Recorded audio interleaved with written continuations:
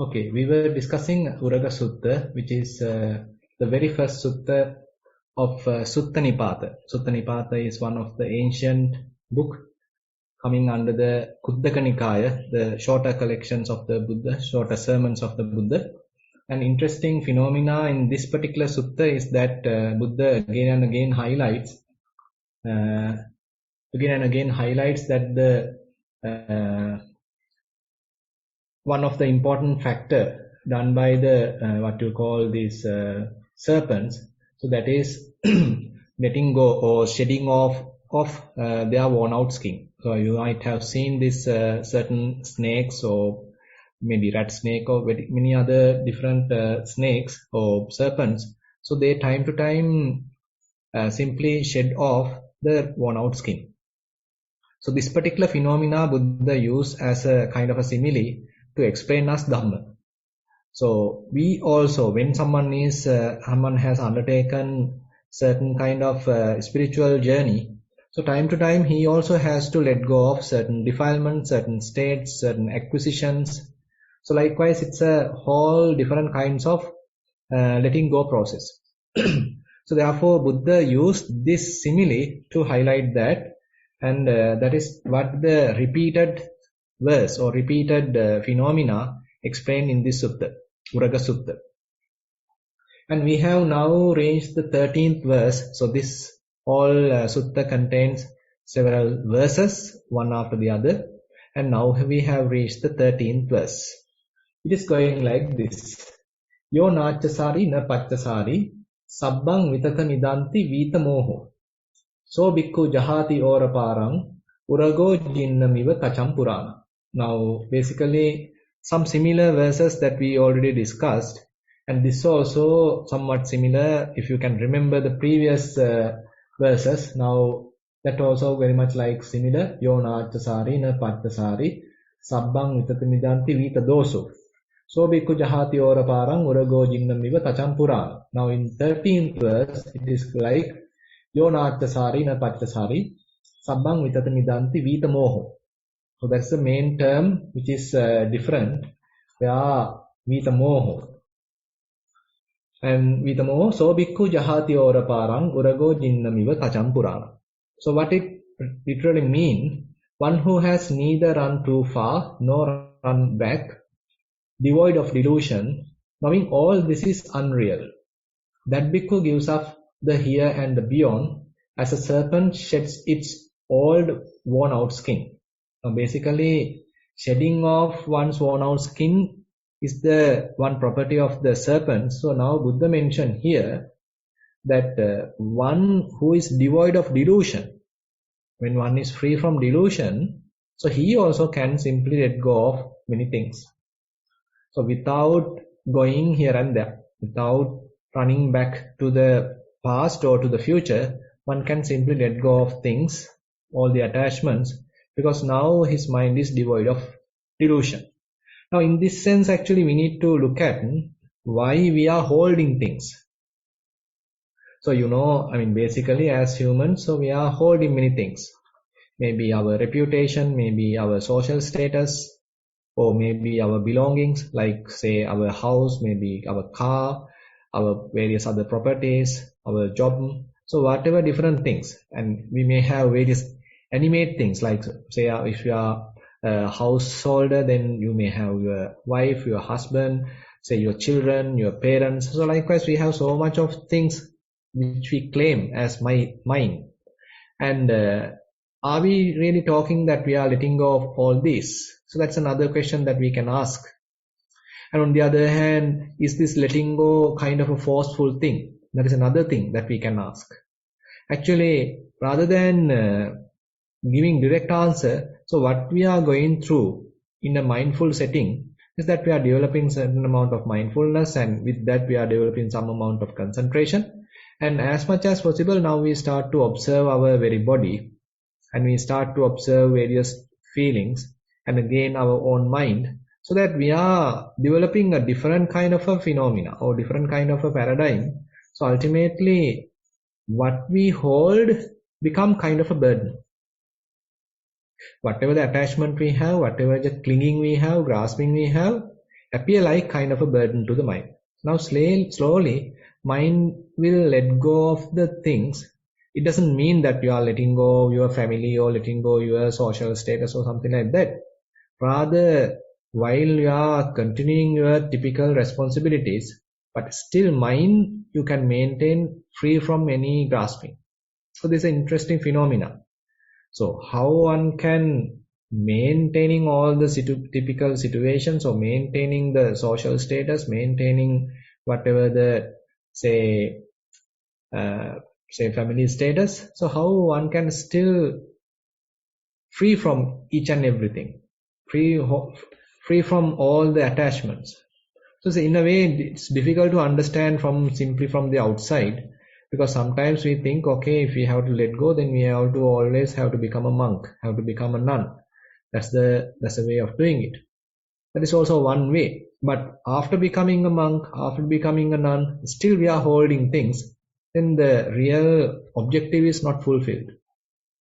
Actually, from our mind, we have to let go of all the kinds of desires, all the kinds of attachments, all the kinds of graspings. So that is the difficult part.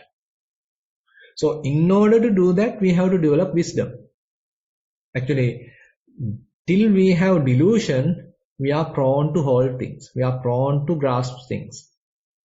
But when we are free from delusion, or when we are devoid of delusion, then the letting go process is quite natural, quite automatic. That's an interesting phenomena. Actually, that is why Vipassana meditation is quite important, where one is continuing one's practice and understanding the real nature of the things, particularly the conditioned phenomena. And through that understanding, through that wisdom, now mind is readily letting go. Now mind is slowly letting go. And you don't need to push.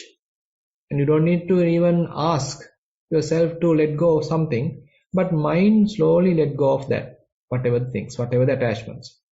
So that is where sometimes in Dhamma it is mentioned, Yatha Bhuta Jnana Dassanam Nibbidattaya. Yeah, it means when someone know that whatever the say things as they truly are. So when someone know things as they truly are, so that leads to a kind of a disenchantment. That leads to a kind of a detachment. So then letting go or relinquishment is quite natural. It is not a forceful letting go. It is not something that you are let go of with attachment. Rather, mind is now very much like incapable of holding things, incapable of grasping things. So that is the point. So how one can do that kind of a smooth letting go process?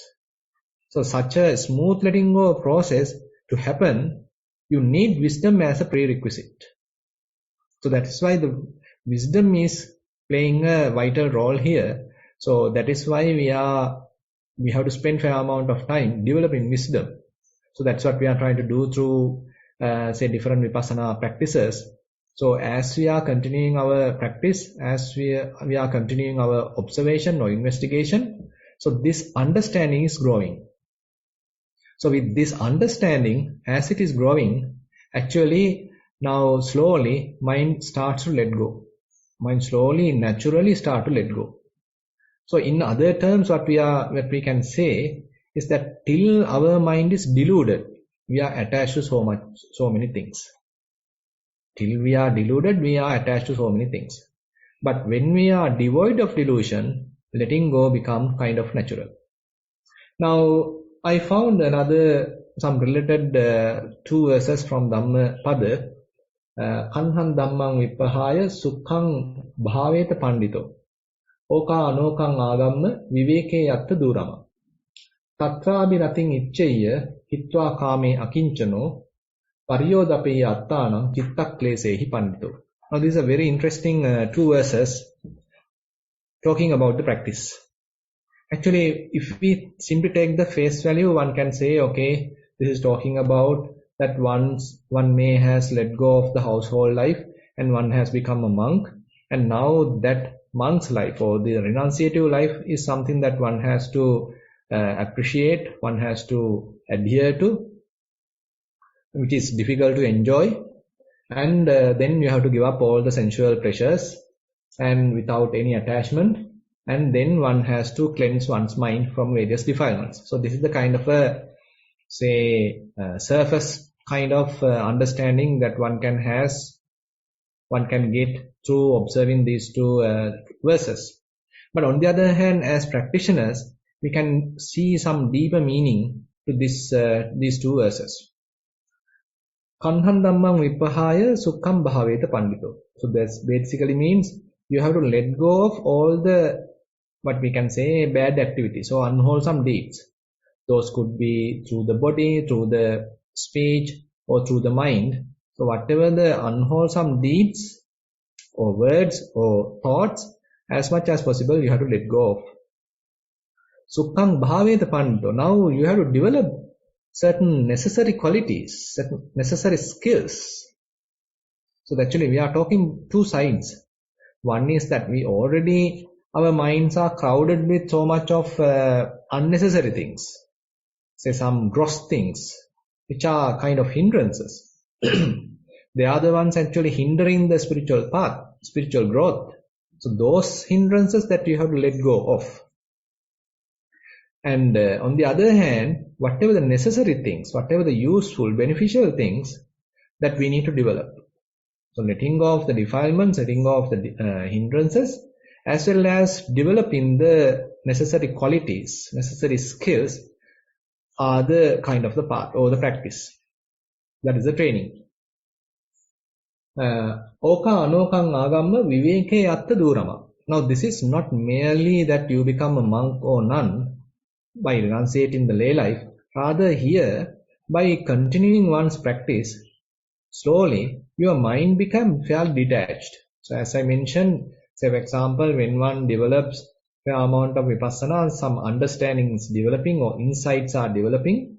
So as a result of that, now mind slowly let go of various things. Say previously you had strong attachment to food, for example. Now you are letting go of that. Now you are managing it, or you are having a moderate meal. Suppose you had a long kind of a obsession with the various styles. Now you probably have let go of that, and now you are adorning your body just to maintain yourself. So likewise, certain behavioral changes may be happening. But other than that, there are some significant improvement in the mental side. Say your mind is now capable of maintaining mindfulness, capable of maintaining fair amount of concentration.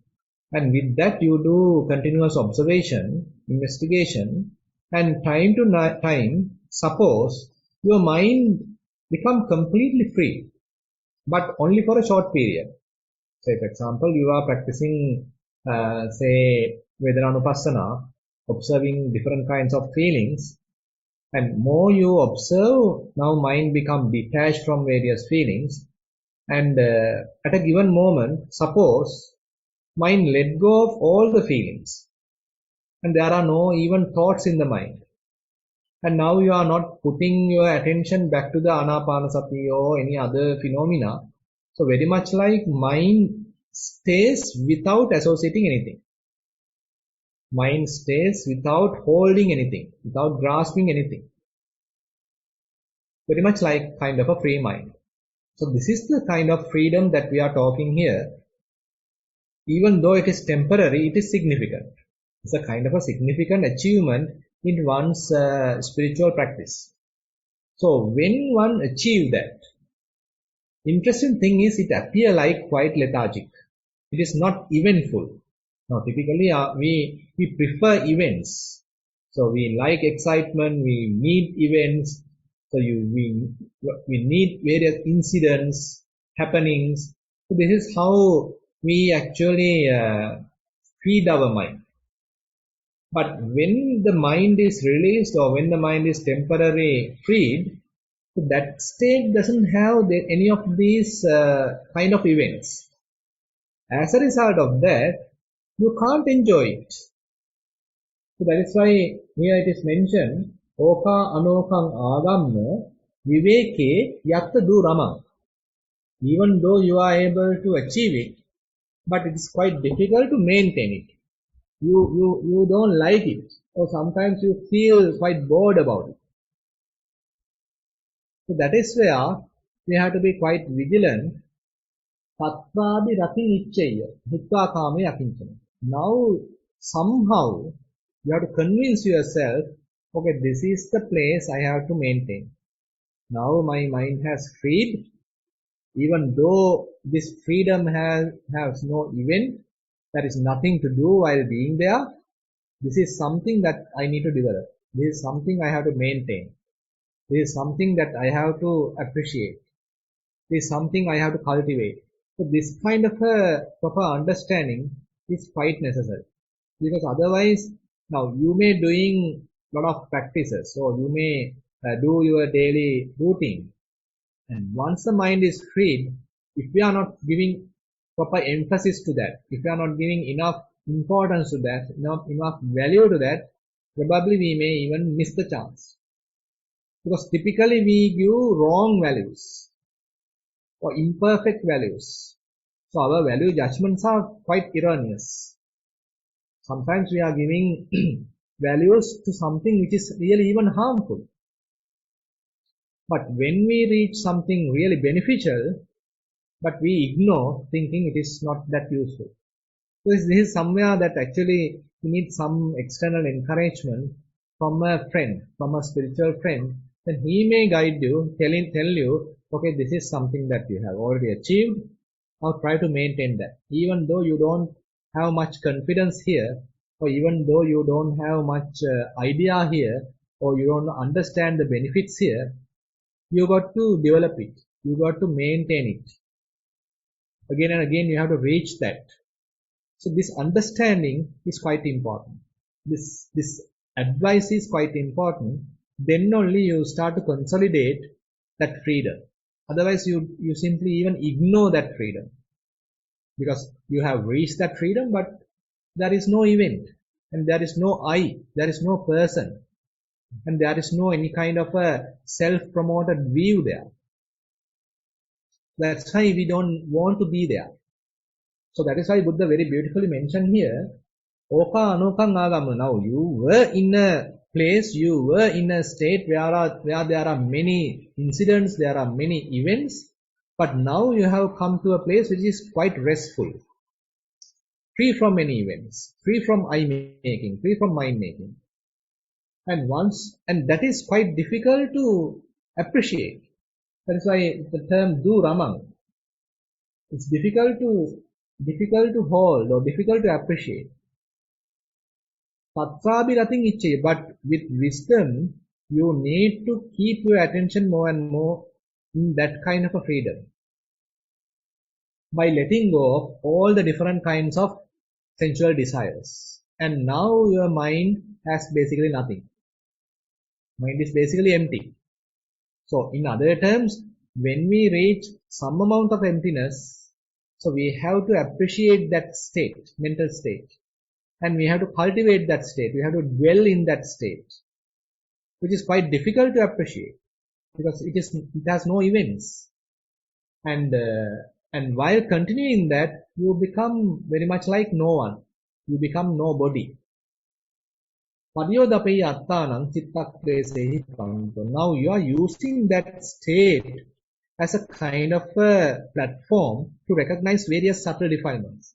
Because now you have reached a very clean state of mind, which has basically nothing, no attachments.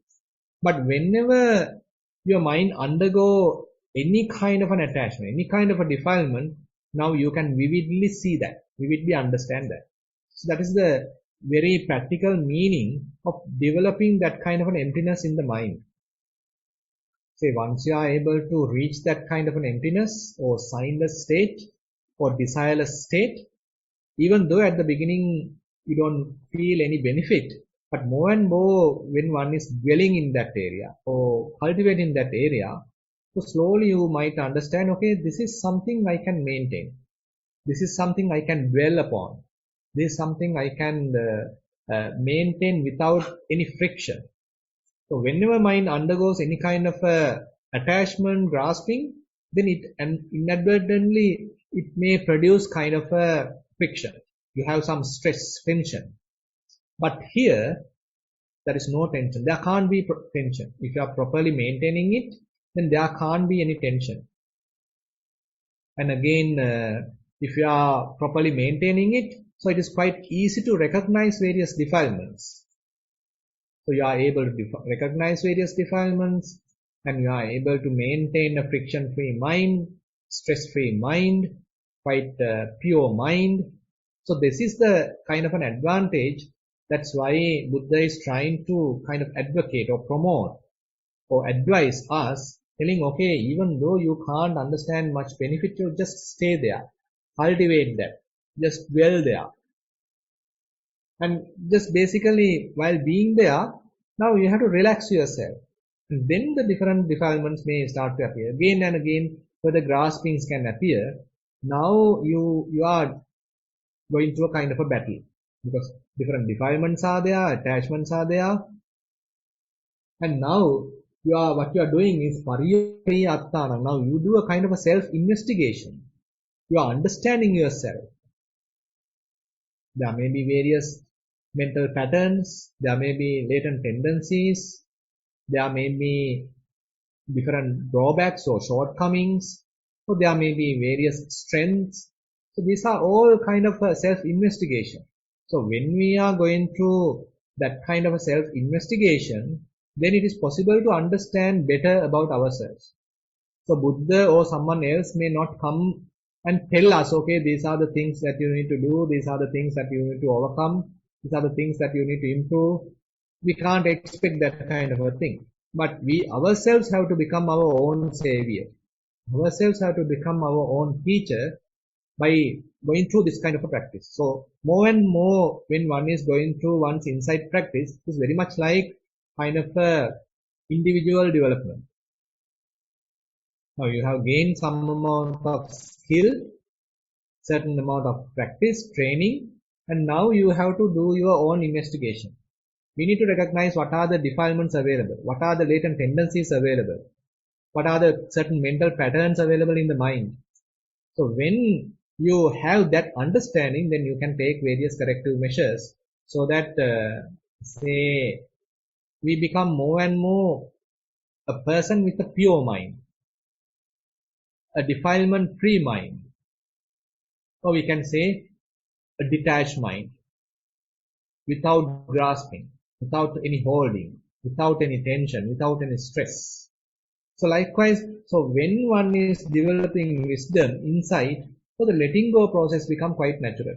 Because whenever mind go and attach, then the mindfulness will tell that or indicate that, then we can do some kind of a vipassana practice, or even when that we become mindful, slowly it may go away, or the attachment may go away.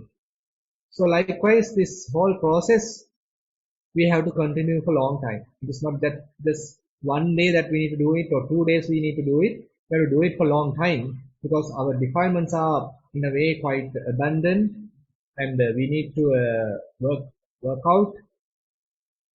More and more we work out, then the defilements slowly become diluted or weakened.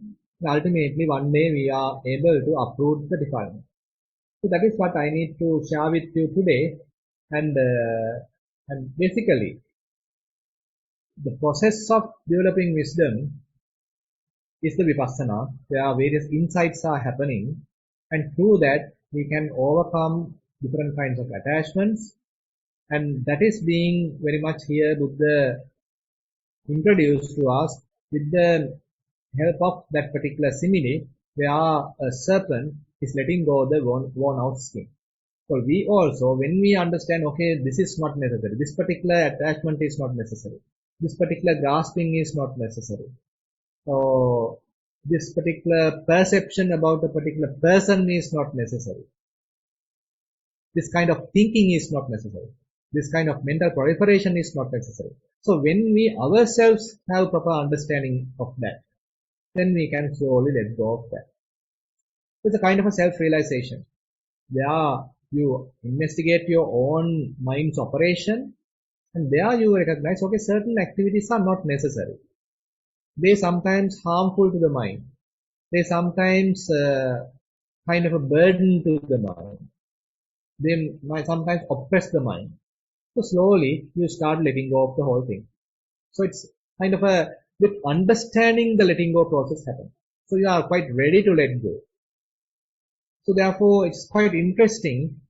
So the letting go process being enforced or letting go process being activated with the help of wisdom, then it is not kind of a stressful or that you need to let go with the with difficulties, but rather mind is quite ready to let go. So those are the things that I like to share with you today. Now I like to open the session for questions.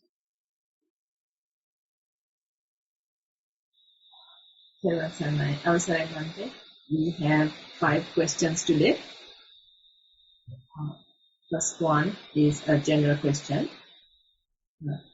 Dear Bhante, last time there were some excellent questions and answers regarding anger and how to deal with recent anger, frustration and annoyance.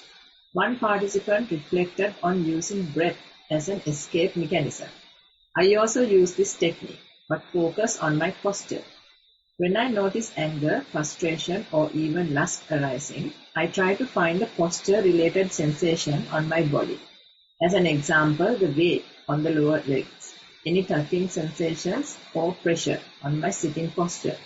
This gives me an escape mechanism not to flash away with these powerful streams of thought and take a step back. Also, it facilitates third-person observations later on. I know at some point there should be direct confrontation with these thoughts, but for the time being, I use the present moment observations as a safe haven. Appreciate Bhante's further advice on how to gradually confront what we escape and go around at the moment with metta. That's the other question. Yeah.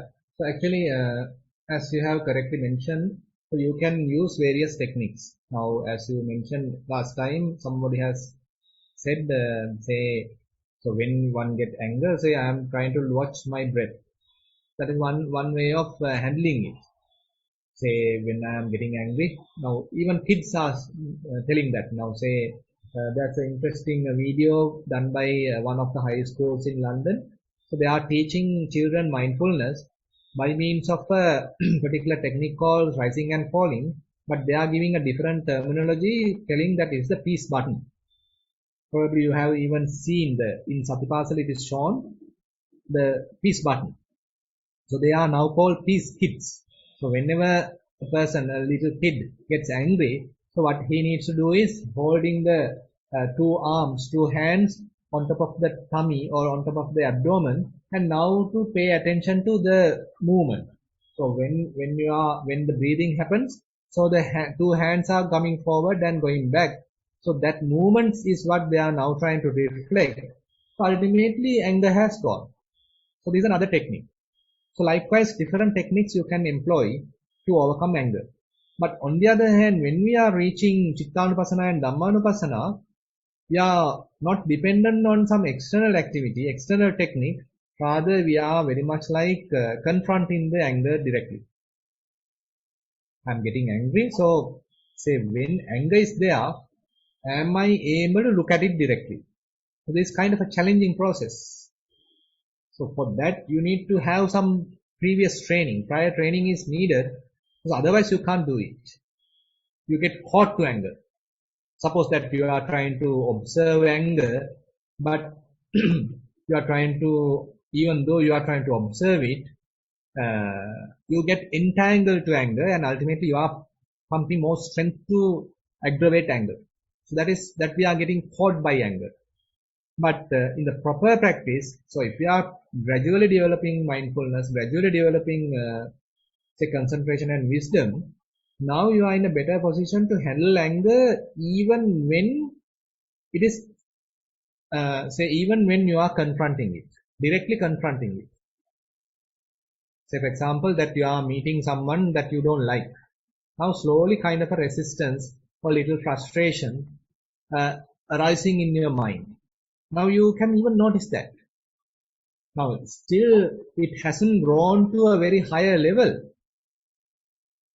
at the very early stages, you can notice that because your mind has a lot of sensitivity. Your mindfulness is fairly high.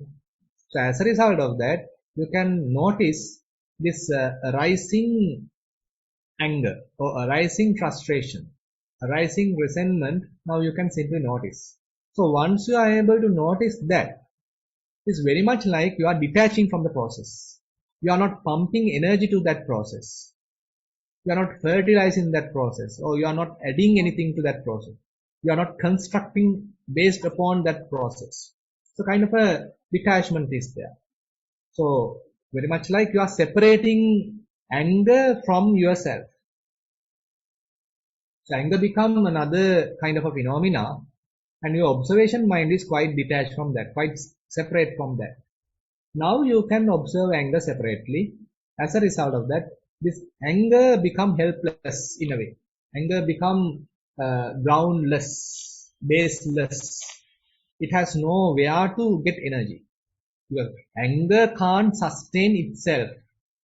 Anger requires some kind of a support from our side. But when we are having kind of a detached observation, so we are not supporting it. We are not being deluded by that.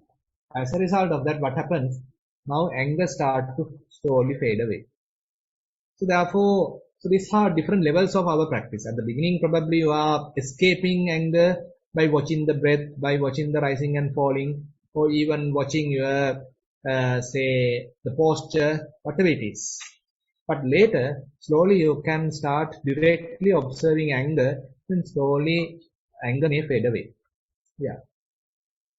So, Anasa, is it okay if I ask a question on that? Sure. So, just to understand, Anasa, so I think even in the questions they mentioned that when you're confronting someone, you will use the escapism.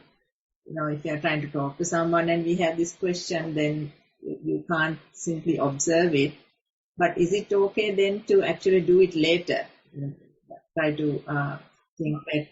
No, actually, when you are practicing, even when you are talking to a person that you don't like, for example, even that time, I mean, you may be talking, but at the same time, a separate thread is going on, watching your own self. That's a kind of interesting thing. Say you are. It's not that you do talking at one time and then later you observe whatever the anger produced because of that conversation at a later time. But rather, you are talking to that person at that very moment. You are aware that something is happening inside my mind. So why this frustration is arising? So I was talking to someone, but there was no frustration. I was quite happy. Now I am talking to another person. Now my mind has some resistance. Now my mind has little anger. Now my mind become restless. Why is that? So it's not that we do the observation at a later time, but during that very moment, if we can do that, then that is much better. Because that would be the best answer or best solution, because then our practice is quite very much like electric at that very moment. So the anger or any other defilements are arising on that particular occasion, and at that particular occasion we have to do the practice as well.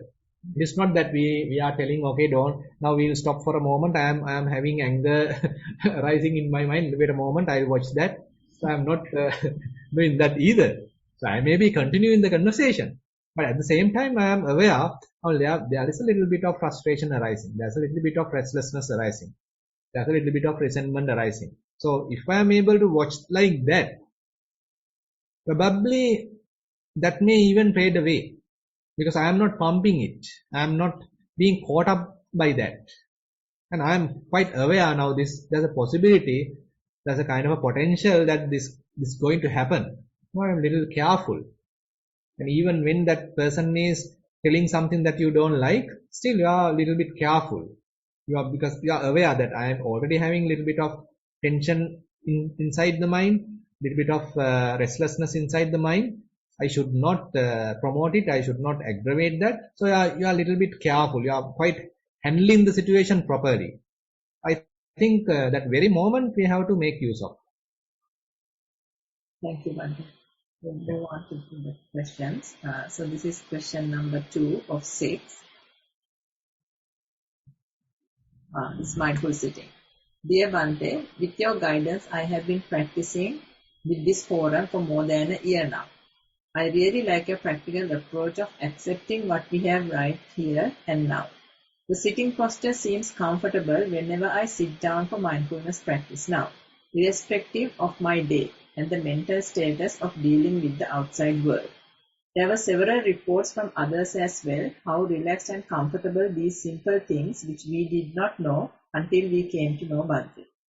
Regarding this comforting, joyful feeling around our sitting and the mindfulness practice, can you please explain the next steps in its evolution? I have heard about the feeling of different comfort and joy in the scriptures and appreciate Bhante's explanation. With metta, that's the end of the question. Kamila, can you repeat the question?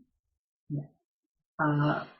Regarding this comforting, joyful feeling around our sitting and the mindfulness practice, can you explain the next steps in its evolution?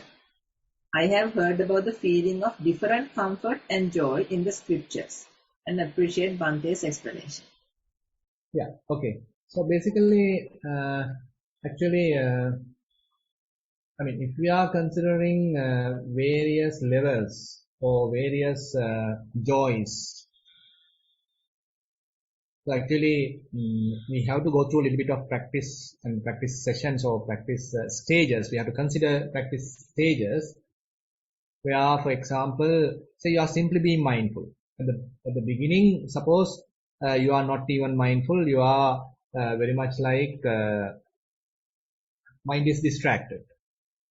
Now, say mind is somewhat concentrated, mind is mindful, so you have some kind of a relaxed attitude. Even that produces a little bit of joy. Now suppose you are able to maintain your attention properly on breath for a long time. Now that also removes all the other hindrances. Now you are come up with another level of joy, because hindrances are the ones actually remove our lightness of the mind, or remove the pleasantness of the mind. But when hindrances are abandoned, at least subsided, then we have kind of a natural kind of a happiness or joy arising in the mind. So that's another level, we can say. Now suppose you start practicing vipassana. Now assume that you are able to observe different phenomena and have different characteristics.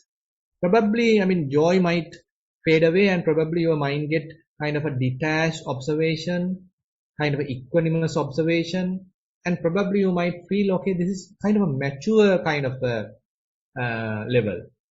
Previously, it is true that you have kind of a blissful experiences or joyful experiences, but now it is not that joyful, not that blissful, but you are watching the things, investigating the things closely, examining things closely. But later, due to this very observation, this very examination, there could be joy arising again. And even when you understand, okay, things are quickly arising and passing away, even there are probably possibility of joy available. You are joyful by seeing arising and passing away. So that is also possible. Another level. Then assume that you are developing that wisdom for a long time, and after that, say your mind experience a little bit of freedom. Now there is nothing to grasp. Even though at the beginning it appear like quite boring, as I mentioned today, it appear like bored. But later, as you are cultivating that, as you are being more familiarized with it, as you are consolidating that, then you get another level of joy that is more with the kind of equanimity and based on the silence, or based on the stillness of the mind. So therefore, we can say different levels of joy is there, and the name that we can give even vary. At the beginning, it may be blissful, it may be joyful, it may be even pleasurable. But later it may evolve to a kind of a mature level of happiness or contentment. And maybe even going further, you experience kind of a contented kind of equanimity. You are very much like a matured experience. Therefore, I mean, different levels of joy we can continue or call or recognize throughout the practice. Question number 3 of 6. Dear Venerable Sir, this is a general question. Dear Venerable Sir, how do you explain fear and anxiety in terms of Dhamma and mindfulness as a solution? Just to give you the context of my question, as I reflect back my past 40 years, all my life I have been living in some sort of fear. When you think broadly, migration to Australia was due to the fear of not having a comfortable life in Sri Lanka, fear of children's education and future, fear of not being able to live freely during retirement, etc. Even today, I live under multiple fears continuously. When someone next to me in the office diagnosed with COVID, I get fear and anxiety of getting reinfected, even though I had COVID last year and triple vaccinated. It looks like migrating to a new country, moving to a better job, getting more money seems just a dressing on a wound which cannot be cured. Much merits if Venerable can explain fear and anxiety in terms of Dhamma and if mindfulness can be used practically by a newcomer in these situations with metta. That's the end of the question. Yeah, I think a quite practical question, and you are expressing your situation honestly, and I mean, it is, I mean, common to many. And I think, I mean, if we are able to confront the situation, I feel that is much better, because wherever we go, there are various risks available. I mean, we are kind of running a risk in a way. So this, either you are in Sri Lanka, either you are in Australia, either in any other country, there are, I mean, wherever it is, certain vulnerabilities are there, certain uncertainties are there. So we are, in one sense, we need to understand that we are in a completely imperfect world. We are in an uncertain world, kind of a vulnerable world. So this is the nature of our world. This is the nature of the sensual world, human realm. So, I mean, in order to minimize this vulnerability, in order to minimize this, whatever the anxiety and whatever the problems, so we have come up with various solutions. Say you are coming up with a very strong security system, alarm system, vaccination, maybe insurance system, so etc., etc. So this is how we are trying to assure something. We are trying to save ourselves. But still, all these mechanisms sometimes fail. That's the interesting point. Even though we have, as human beings, come up with our different technological advancement and various methodologies to minimize these risks, minimize all these different vulnerabilities, but still everything can go wrong, and we may again subject to various kind of, say, calamities, this kind of difficulties. So that in a way we need to accept that. So accepting that doesn't mean that we become kind of defeated or depressed. Rather, we have developed kind of a courage to even to face that. I think that is something slowly developing with the practice. So now we have talked about kind of a possibility, but in order to reach that, we have to start from the very basics. Say you are watching breath. Say you are watching steps, you are watching rising and falling. I mean, these are, I mean, we can't immediately understand what is the direct relationship between this practice and the overcoming of the anxiety, overcoming of the depression.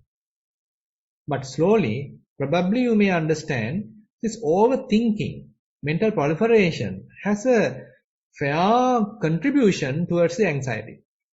So we are making things very much like overestimated, or what to say, exaggerated. So there's a little thought appear or a little feeling appear, but we do internal constructions. We are doing a lot of additions to that, constructions to that. Ultimately, it becomes a huge emotion, fear, anxiety, or even can even change it to a, say, a depression as well. But at the very beginning, what we encounter is maybe a slight thought, maybe a slight doubt, maybe a little feeling. But we couldn't handle it. We were not aware of it, but we started to pump onto it. We started giving more prominence to it, and ultimately it became a kind of a huge emotion, and ultimately we become overwhelmed by that. So that is where the practice actually giving a different kind of a solution. So more you become mindful, you are slowly capable of understanding the early stages of these feelings, early stages of these emotions. Now fear is a kind of an emotion we all may share, even as human beings, as animals. But before it reaches the kind of an unbearable level, if we are able to recognize the causing factors or causing feelings, or our own additions, our own constructions, and unnecessarily how we are, adding various other uncertainties, how we are confusing things, or how we ourselves aggravate things. So if we are able to understand then probably we can minimize that part. So the situation may be only a little risky thing, only a little vulnerable thing, but our own additions, our own constructions, our own presumptions, that if we can overcome, then we can simply keep the situation as it is without our own value judgments. I think that ability is what the practice is giving us. It is not that every time we may come across, or everyone who is praising us, everyone is favorable to us, every situation is favorable to us. We can't come across that. I mean, this world is always going up and down. But when we are going through that, is it possible to have kind of a situation developed in the mind, which we can bear things, which we can cope up with things, or we can go through various challenges. So that ability slowly develops as we continue the practice. It is not merely with the mindfulness. Say, as we develop mindfulness, slowly we are incorporating clear comprehension, incorporating wisdom, incorporating concentration. So likewise, and even the equanimity and say patience. So likewise, a combination of so many spiritual qualities that we are talking here. So as we are growing like that, then probably we can cope up even the difficult situations, and we can recognize our own additions. And most importantly, we can recognize these, whatever the feelings, emotions at their very early stages. So they don't get the chance to overpower us, overwhelm us. So that is where I think practice is really helpful. Question number 4 of 7. This is a Dhammasaman question. Dear Venerable Sir, what does Sanyojana mean? What are they? Could you please give an example and explain? Much merits. That's the another question. Yeah, I think we discussed Sanyojana at another session. Actually, there are 10 Sanyojanas, 10 what you call as the fetters, and the literal meaning is that through Sanyojanas we are being bound. We can call to the samsara, we can say. All the beings are bound to samsara based on these bondages. There are 10 in numbers. And the 3 fetters that we are talking, Sakkaya Ditti, Vicikicca, Silabbata Paramasa. Sakkaya Ditti is the self-view or self-identification. Vicikicca is the doubt. Silabbata Paramasa is where we think that different kinds of rituals may give us freedom or bring us kind of a liberation. So those kinds of wrong views. So these are the things or 3 fetters that is mentioned when one accomplish or when one reaches the stream entry, so that one can overcome them. And the other 2, say Kamaraga Patiga, and that is the sensual desire, and the what you call the anger. So these 2 actually being fairly diluted at the 2nd stage. And at the 3rd stage, that is the Anagami level, non-returner level, one can completely uproot that Kamaraga, Patika, those two fetters, two Sangyojanas. And there are remaining other 5 fetters, and the previous 5 actually we call as the Orambhagya Sangyojana, where you are being bound to the lower realms, and the upper 5, what we call as the Uddambhagya Sangyojana, so they are the ones binding you to the other higher realms, like say Rupavachara Brahma realms, Arupavachara Brahma realms. So to them you are being bound based on these upper fetters. So those are only eliminated when one becomes an Arahant. Yeah. Question number 5 of 7 is again a Dhamma sermon question.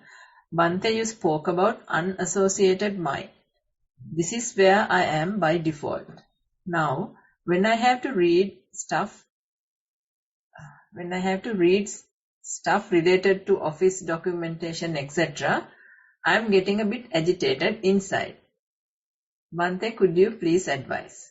With metta. That's the end of the question. Yeah. I don't know. So, I mean, it can happen because we are doing something, we are, closely observing something, we are reading something. Now, suppose you are reading an email, or you are answering a question, or say you are writing a particular document.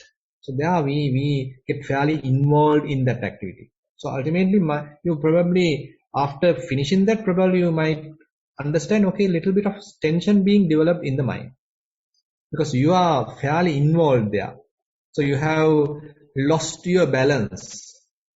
You are doing it, but you have lost the balance. You are fully involved in that activity, and unfortunately, the mind was little stressed. So then actually, once you notice that, you have to do a little bit of practice, maybe a slight walking, and you can sort of free whatever the tensions available. So that's why now you need to do the practice as well as you need to do the work as well. So once you go to work, true that you may go through different events, maybe different incidents, maybe even arguments or whatever the things, and with that you get a little bit of tension, get some amount of friction. Now assume that you are coming back home. Now you watch the mind. Now you are having your free time. Now this is your practice time. Now you can watch what has happened. What are the thoughts appearing? What are the different kinds of say images appearing in the mind? Am I still thinking about the argument happened at my office? Am I still thinking kind of an incident happened on the way while coming back, or while I was at the fuel station? So different things maybe again and again appearing in the mind. So that is where we need to do the purification. So we now understand, we now notice certain hindrances are there, certain impurities are there, certain tensions are there. Now it's a matter of slowly letting go of them. It may take time. So, we can't immediately have a completely purified mind. So while we are going through various activities, various incidents, certainly again and again mind may get deluded, or mind may get say defiled.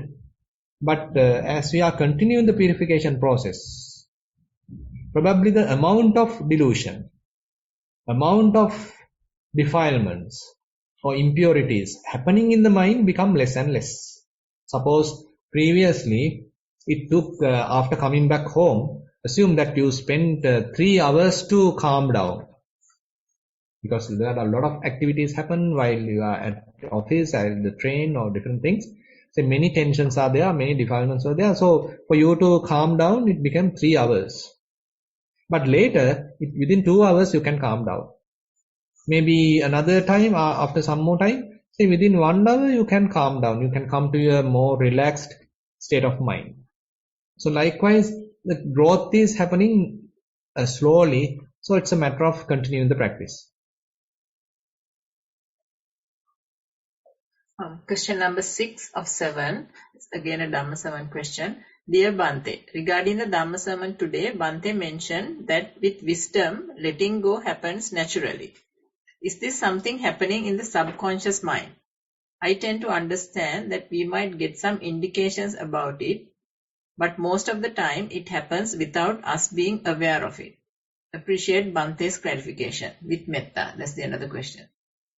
Yeah, I also think so, because our practice is fairly impactful or have a great influence to the subconscious. I mean, these terms, so conscious level, subconscious level, these are the new terminologies which is coming from the Western psychology. But anyway, so assume that you are developing mindfulness. With that, you are developing a fair amount of concentration. And with that, you are doing investigation, which is also happening at the subconscious level. You are not talking at that time. You are not thinking at that time. But you do a very silent observation, mindful observation. And that actually has an impact on the subconscious level. So even though you say don't know, but now mind already has let go of. So the letting go has already happened, like. So I mean, now you don't need to force yourself, because mind already have done that. Something like that. So I can agree with you. Therefore, the practice has a kind of impact on the subconscious level. So letting go becomes then quite natural.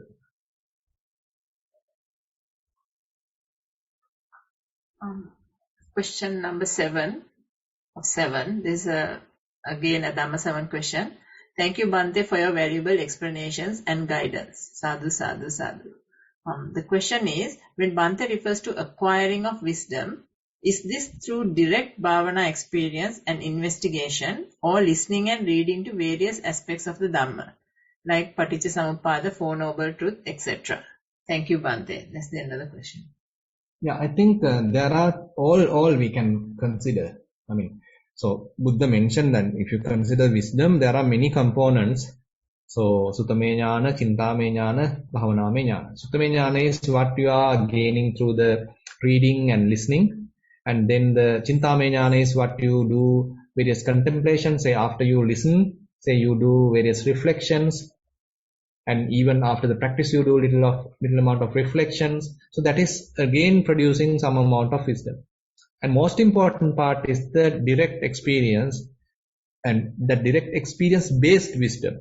So that's what called as the experiential wisdom, experiential knowledge. So that is most important. So I think every component has a fair amount of contribution. Say that's why we need to study Buddha's teaching. Is some deep insights. So those are very valuable. And when we are reading them and we are trying to understand them, and again our understanding or our insights and Buddha's teaching, when they are somewhat matching, and if Buddha has mentioned something more, probably we can understand that as well. So all these are actually contributing. So I therefore can't say it's only the experiential knowledge, but a significant amount is coming from Suttame Jnana as well as the Chintame Jnana. But those two alone also can't do, because you need some direct experience as well. That's why you need to develop mindfulness, concentration, and ultimately the insight practice. So that is contributing more, and that can be further enhanced and kind of reinforced, endorsed with the teaching of the Buddha. We have come to the end of the written questions, but I think Gaini raised hand to ask a question related to a previous question. Do we have a few minutes, Bhante, to take that question? Fine. Yeah. Gaini, you can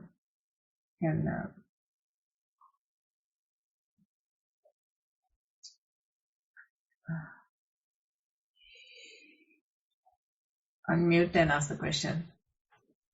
Avasarai Bhante, do you hear me, Yeah. Jamila? Yeah, we can hear you. Yes. Okay. Swamin Wahansa, this is with regards to the question I asked before.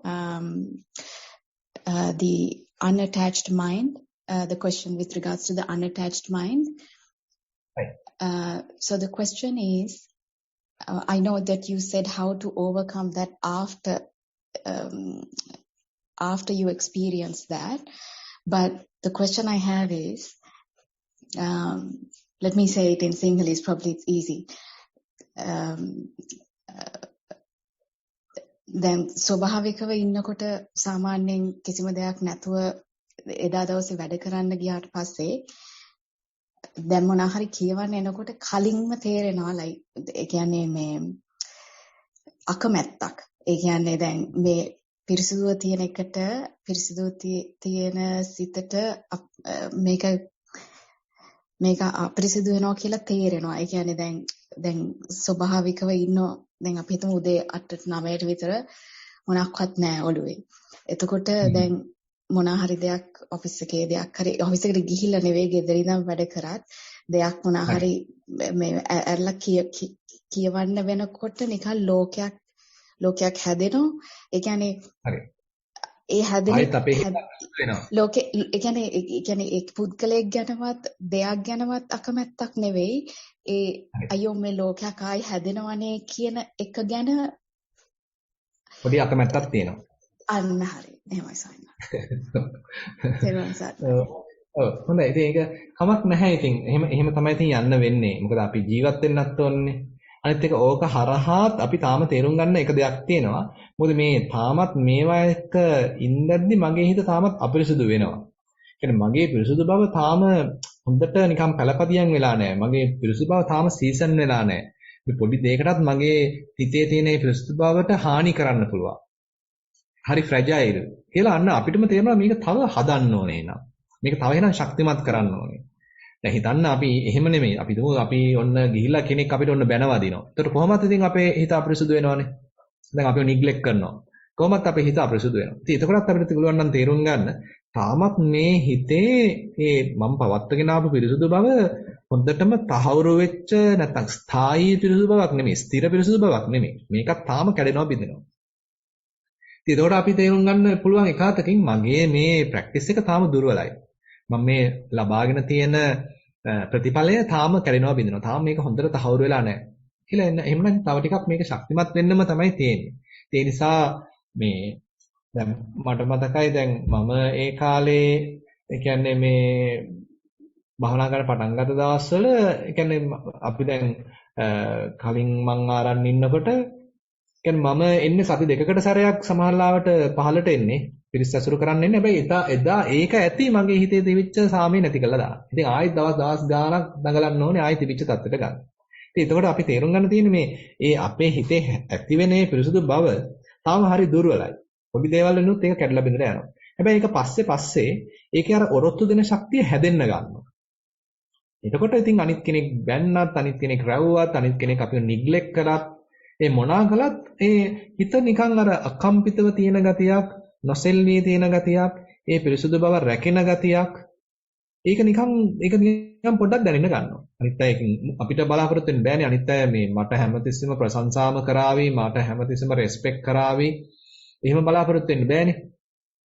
ඒකට මේ හැලහැප්පීම් හරහා යෑම තුලින්ම තමයි අපේ හිත නිකන් season වෙලා එන්නේ. අපේ හිතේ ඒ කියන්නේ ප්‍රශ්න හරහා යෑම තුලින්මයි අපි තුලට නිකන් ලොකු පන්නරයක් ඇති වෙන්නේ. ඒ නිසා මම නම් හිතන්නේ ගැටලුවක් නැහැ. ඔබ තේරුම් ගැනීම වැදගත්. තාම මේකේ පොඩි රෙසිස්ටන්ස් එකක් තියෙනවා. මේවා දැන් අතුලට දාගන්න රෙසිස්ටන්ස් එකක් තියෙනවා. කමක් නැහැ. ඔය අනිත් පැත්තෙන් අපිට හිතන්න පුළුවන් මේක දාගත්තත් ඇයි මට ක්වික්ලි රිකවර් වෙන්න බැරි? අර රෙසිලියන්ස් කියලා අපි කතා කරන්නේ. ඒ රෙසිලියන්ස් කියලා කියන්නේ එතකොට මේ even though we come across kind of a problem and even though the mind collapse we can quickly recover. So අන්නේ quality එක තමයි what we are trying to develop. So slowly it may improve. That's why I mentioned in the previous example. So previous occasions probably you might have spent 3 hours to recover. Maybe later time you are maybe spending only 2 hours to recover. Maybe later just 1 hour to recover. Probably same amount of problems you might have gone through, but now you can quickly recover. So this quick recovery is one attribute that indicates that we are growing. Resilience is one indication to show us that we are growing.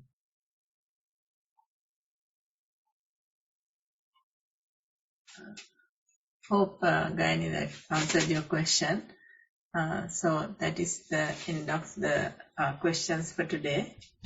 So we would like to close the program now.